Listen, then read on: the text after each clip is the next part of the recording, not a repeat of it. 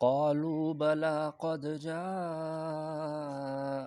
نذير فكذبنا وقلنا ما نزل الله من شيء إن أنتم إلا في ضلال كبير.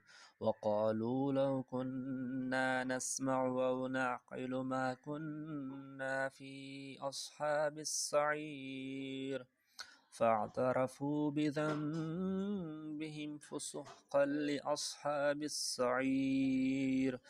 إن الذين يخشون ربهم بالغيب لهم مغفرة وأجر كبير.